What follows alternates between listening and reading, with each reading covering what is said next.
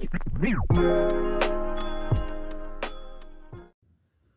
आज हमें पढ़नी है थ्योरम 10.6। 10.6 थ्योरम क्या है? Equal chords of a circle और a congruent circle are equidistance from the centre. Okay, जैसे आपको ये फिगर में दिख रहा है, ये सेंटर क्या है? ओ मुझे सेंटर गिवन है और यहाँ से हमें क्या दिया हुआ है? इक्वल कॉर्ड्स गिवन है। सबसे पहले मैं यहाँ क्या लिखता हूँ? मुझे गिवन क्या है? मुझे गिवन है ओके, मुझे यहाँ पे कॉर्ड्स भी नहीं पता, तो मैं यहाँ पे दो कॉर्ड्स ड्रॉ कर लेता हूँ। इसको नेमिंग कर देते हैं ए बी, इसको कर देते हैं सी डी। तो हमें गिवन क्या है? ए बी किसके इक्वल है? सी डी के इक्वल है, क्योंकि उसने बोला हुआ है देखो थ्योरम में इक्वल कॉर्ड्स हैं। और हमें प्रूफ क्या करना है? Equi distance from the centre. अगर हम सेंटर से इस कॉर्ड पे एक लाइन ड्रॉ करते हैं, तो हमने प्रीवियस थ्योरम में पढ़ा हुआ है, लास्ट थ्योरम 10.3 और 10.4 में हमने पढ़ा था कि जब भी हम सेंटर से क्या करते हैं, इस कॉर्ड पे एक परपेंडिकुलर ड्रॉ करते हैं, वो क्या होता है, या हम इस सेंटर से इस कॉर्ड पे क्या करते हैं, कोई लाइन ड्रॉ करते हैं, तो परपेंडिकुलर बाइसेक्टर होता है कॉर्ड का। बाइसेक्टर का मतलब क्या होता है? इस बेस को या इस लाइन को, इस कॉर्ड को दो इक्वल पार्ट में डिवाइड करता है। ठीक है, तो मुझे यहाँ पे गिवन है 90-90, ये प्रीवियस थ्योरम में हमने पढ़ा हुआ है। तो मैं यहाँ पे एक चीज़ और लिख लेता हूँ, गिवन में मुझे क्या गिवन है, इसको मैं लिखता हूँ P, इसको लिखता हूँ Q। OP is perpendicular to AB and OQ is perpendicular to CD। अब मुझे प्रूफ क्या करना है?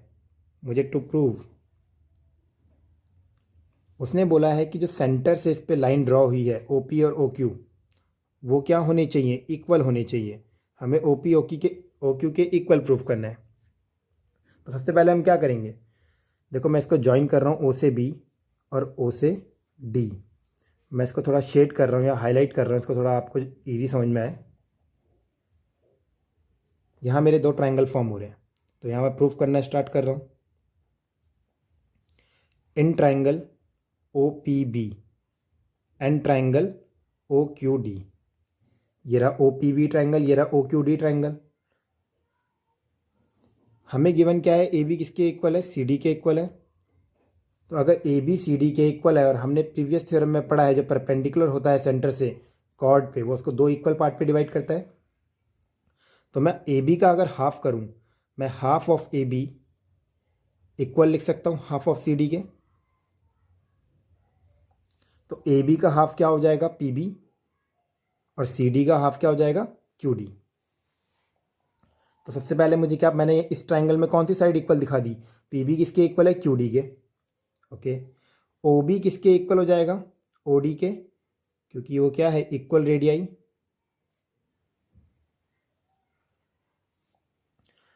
ये सेंटर है और इस पे जो सेंटर से हमने कोई भी सेंटर से हमने पढ़ा है, अगर सर्कल पे, आर्क पे, कहीं पे भी कोई लाइन हम ड्रॉ करते हैं, तो वो क्या होता है? इक्वल डिस्टेंस होता है। तो OB और OD क्या होगा? इक्वल डिस्टेंस होगा, वो इक्वल रेडियाई है। और साथ के साथ ही हमें एंगल OPB दिया हुआ है, किसके इक्वल? एंगल OQD के, ईच 90। ये 90 डिग्री फॉर्म कर रहे हैं।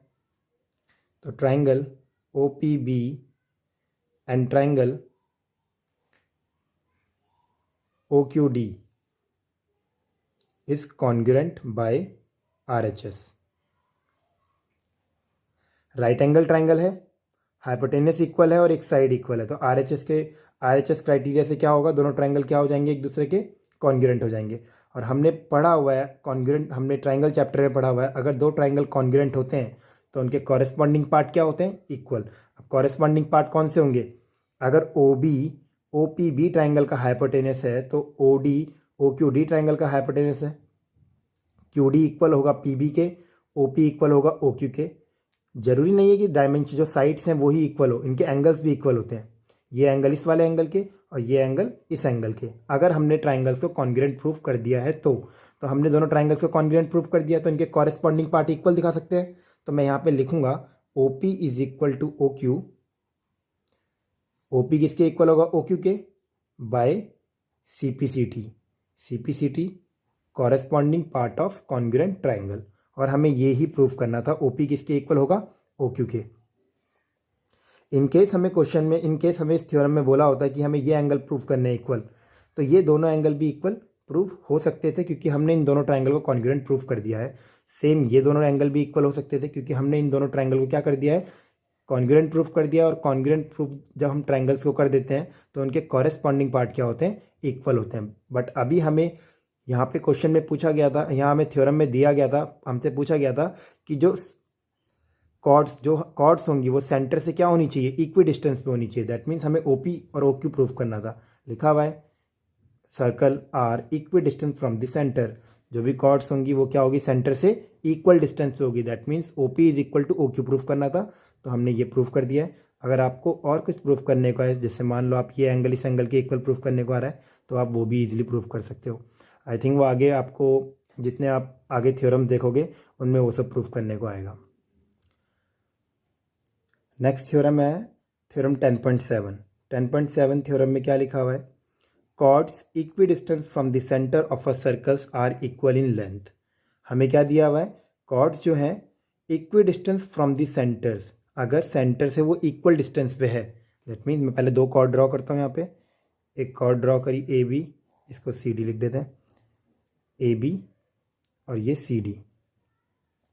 क्या बोला हुआ है, equi distance from the centre, centre ये है, सेंटर से इक्वल डिस्टेंस पे है।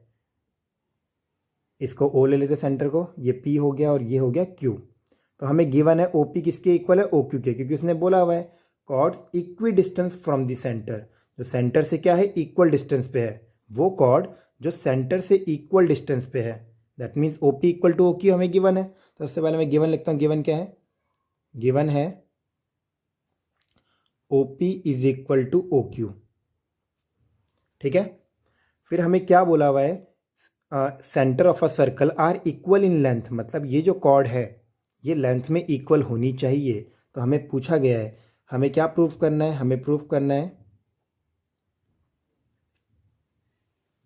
ए बी किसके इक्वल हो जाएगा, सी डी के। ये प्रूफ करना है कि ए बी किसके इक्वल प्रूफ करना है, सी डी के। ठीक है, अब मैं यहाँ पे गिवन में कुछ और लिखूंगा। गिवन में क्या लिख रहा हूँ, यहाँ देखो, हमने प्रीवियस थ्योरम में क्या पढ़ा हुआ है, प्रीवियस थ्योरम में हमने पढ़ा हुआ है जो सेंटर से हम क्या करते हैं, लाइन इक्वल डिस्टेंस, ये जो लाइन ड्रॉ करते हैं ये क्या होती है, परपेंडिकुलर बाइसेक्टर होती है कॉर्ड की। तो मैं यहाँ पे 90 डिग्री ड्रॉ कर देता हूँ, और ए पी किसके इक्वल होगा, पी बी के। सेम सी क्यू किसके इक्वल होगा, क्यू डी के। यहाँ तक समझ में आया, मैं इसको ज्वाइन कर रहा हूँ। ठीक है, तो मैं यहाँ गिवन में क्या लिख रहा हूँ, O P is perpendicular to A B as well as O Q is perpendicular to C D. ये चीज़ समझ में आई, ओ पी ए बी पे परपेंडिकुलर है और ओ क्यू सी डी पे। ठीक है, प्रूव हमें करना है A B equal to C D, तो मैं यहाँ प्रूव कर रहा हूँ। दो ट्राइंगल में पहले एक काम कर देता हूँ, इनको थोड़ा हाईलाइट कर देता हूँ। मैं इन दो ट्राइंगल्स को ले रहा हूँ। कौन कौन से ट्राइंगल है, in triangle O P B and triangle O Q D, in triangle O P B और in triangle O Q D. O P किसके इक्वल दिया हुआ है हमें, ओ पी दिया हुआ है ओ क्यू के इक्वल, ये हमको गिवन है, थ्योरम में ही गिवन था। Second, O B is equal to O D, ये डी बनाया है मैंने, इक्वल रेडियाई। अब बताओ, ए बी सी डी के इक्वल है ना, तो अगर मैं लिखूं half of A B equal होगा, sorry half of A B कैसे इक्वल होगा, हमें कॉर्ड से इक्वल नहीं दी हुई है, हमें सेंटर से जो लाइन है वो इक्वल डिस्टेंस पे दी हुई है। ओके सॉरी, तो यहाँ ओ पी बी जो है मेरा ओ क्यू डी के इक्वल होगा। Angle O P B is equal to angle O Q D, each 90। तो ट्राइंगल में देखो मैंने मैंने क्या करा है, दो साइड इक्वल दिखाई है, कौन सी, O P equal to O Q दिखाया, O B is equal to O D, and ये वाला एंगल इसके इक्वल 90 है दोनों। अच्छा, तो ट्राइंगल मेरा ओ पी बी जो है वो कॉन्ग्रुएंट हो जाएगा ट्राइंगल ओ क्यू डी के by R H S. R H S क्यों, ट्राइंगल का देखो हाइपोटेनस इक्वल है, क्योंकि 90 के सामने वाला हाइपोटेनस होता है, एक साइड इक्वल है। ठीक है, अच्छा आगे देखो, RHS से मेरा कॉन्ग्रुएंट प्रूव हो गया। तो जब ये कॉन्ग्रुएंट प्रूव हुआ तो मैंने अभी आपको प्रीवियस थ्योरम में ही बताया था, अगर दो ट्रायंगल हमारे कॉन्ग्रुएंट प्रूव होते हैं तो उनके कॉरेस्पॉन्डिंग पार्ट क्या होते हैं, इक्वल होते हैं। और कॉरेस्पॉन्डिंग पार्ट्स का मतलब मैंने बता दिया है, कॉरेस्पॉन्डिंग साइड भी इक्वल होती है, कॉरेस्पॉन्डिंग एंगल्स भी इक्वल होते हैं। तो कॉरेस्पॉन्डिंग, अगर OB कॉरेस्पॉन्डिंग साइड है OD के और OP है OQ के, तो ऐसे ही मेरा क्या होगा, PB इक्वल हो जाएगा QD के बाय CPCT। आई थिंक यहाँ तक समझ में आ गया होगा। अगर PB हमारा QD के इक्वल है तो हमें पता है जो परपेंडिकुलर होता है सेंटर से वो कॉर्ड को दो इक्वल पार्ट में डिवाइड करता है। तो PB का ट्वाइस अगर मैं करूँ, ट्वाइस ऑफ PB वो भी इक्वल होगा ट्वाइस ऑफ QD के, क्योंकि ये तो इक्वल पार्ट में डिवाइड करता है ना इनको। और PB का ट्वाइस कितना होगा, AB, और QD का ट्वाइस कितना होगा, CD। और ये हमारा क्या हो गया, हैंस प्रूव्ड।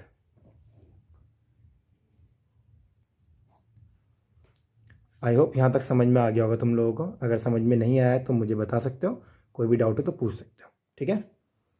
चलो ये चीज़ एक, इसको तुम ये भी बोल सकते हो कि प्रीवियस थ्योरम जो है ये उसका क्या है, एक तरह से कन्वर्ज है। क्योंकि प्रीवियस थ्योरम में हमें क्या दिया हुआ था, हमें जो ये गिवन था हमें, और हमें ये प्रूफ करना था। और इस थ्योरम में हमें ये गिवन है और हमें ये प्रूफ करना है। तो जब भी ऐसा हो तो वो कन्वर्ज होता है दूसरे का, ठीक है। तो हम ये बोल सकते हैं 10.7 एक तरह से क्या है, 10.6 का कन्वर्ज है, ठीक है। तो इस चीज़ में कोई डाउट हो तो पूछना।